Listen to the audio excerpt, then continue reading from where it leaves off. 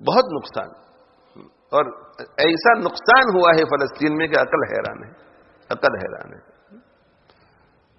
اور ابھی بھی ان پر بمباری کی جا رہی ہے. آج یا کل بھی 100 یا 150 لوگوں کی شہادت ہوئی، اور وہ چھوٹے چھوٹے بچوں کی جو تصویریں آ رہی ہیں سوشل میڈیا کے اوپر، وہ دیکھی نہیں جاتی. جیسے وہ قحط زدہ علاقہ، قحط زدہ علاقوں میں کسی زمانے میں سوڈان وغیرہ میں قحط آیا تھا، فیمین آیا تھا، تو اس فیمین کے زمانے میں چھوٹے چھوٹے بچوں کے فوٹو آتے تھے، تو ایسے فلسطین سے فوٹو آ رہے ہیں، حالانکہ قحط نہیں ہے، اس لیے کہ کھانے کی چیزیں اندر جا ہی نہیں رہی ہے. یعنی سب کچھ ہوتے ہوئے بھی بھوکے، سب کچھ ہوتے ہوئے بھی پیاسے. یہ جو آزمائش ہے، اتنی عظیم آزمائش کہ سر چھپانے کے لیے چھت نہیں، پتہ نہیں کپڑے جیسے ویسے بیچارے پہن رہے ہوں گے، کھانے پینے کی چیزیں نہیں، دوائیں نہیں.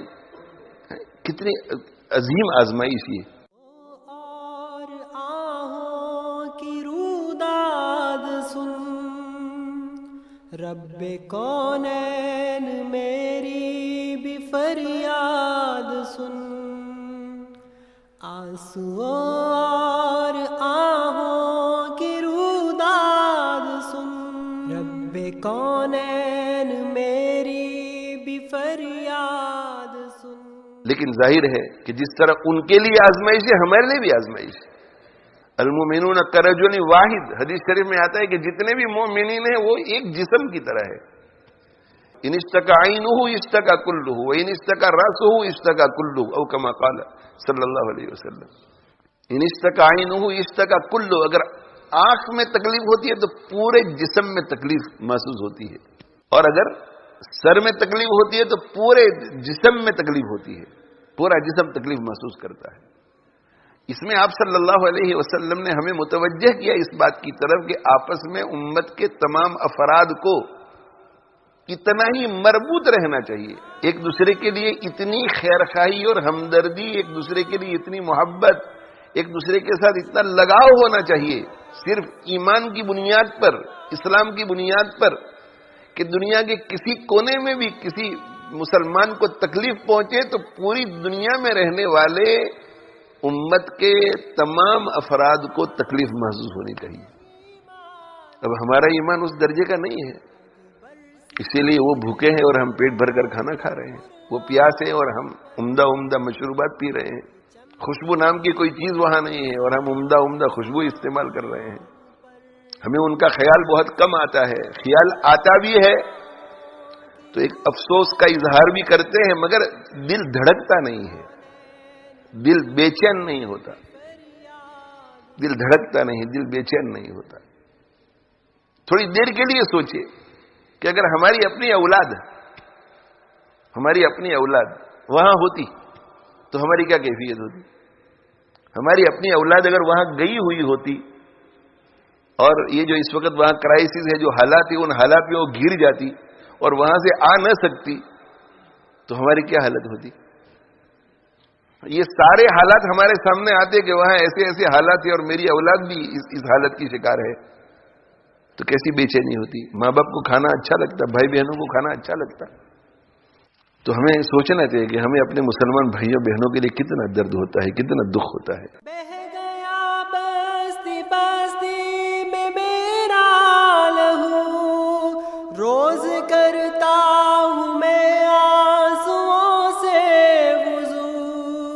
کب سے ہے میری آواز دم برگدو، ہوگی پامال کب تک میری آبرو. اب سوچئے نا تھوڑی دیر کے لیے کہ وہاں ہر شخص دکھی ہے، ہر شخص تعزیت کے قابل ہے، ہر شخص تعزیت کا مستحق ہے.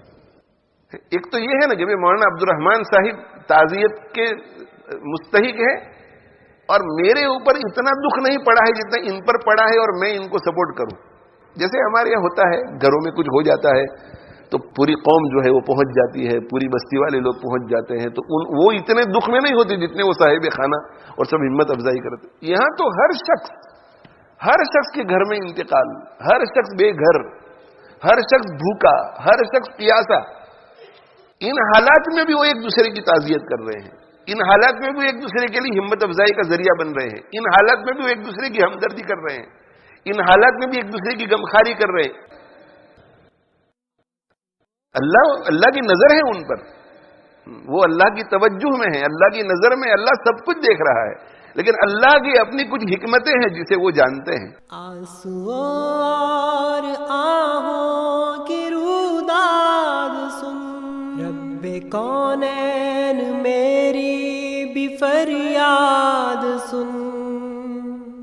میں جو ہے ابھی دوستوں سے کہہ رہا تھا کہ یہ فلسطین کے جو ہمارے مسلمان بھائی بہن ہیں، ان کے لیے ہم تو وہ سب سے آسان کام ہے، سارے کاموں میں سب سے آسان وہ ہے ذکر کی کثرت تھوڑی بڑھا دے اور دعا۔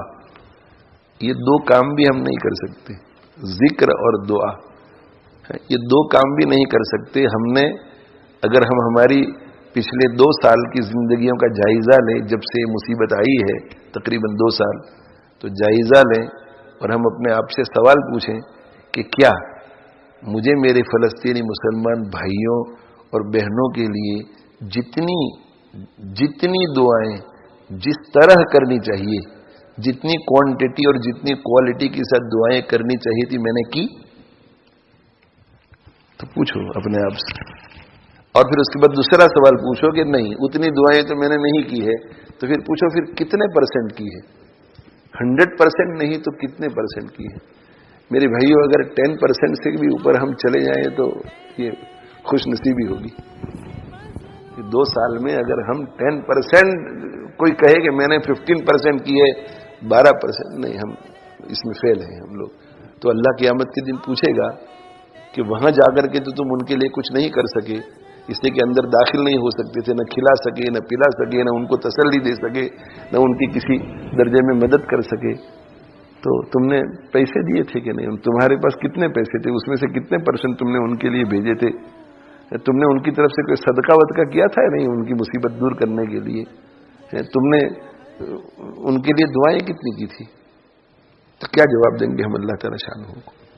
اس لیے میرے بھائیوں، ہمارے فلسطینی بھائیوں بہنوں کو بھی نہ بھولیں، اسی طرح پوری دنیا میں مسلمان اور جگہوں پر بھی پریشان حال ہیں، ان کو بھی یاد رکھیں، اور اسی طرح تمام انسانوں کے لیے ہمیں دعا کرنی ہے، تمام انسانوں کے لیے دعا کرنی ہے، تمام انسانوں کے لیے دعا کرنی ہے۔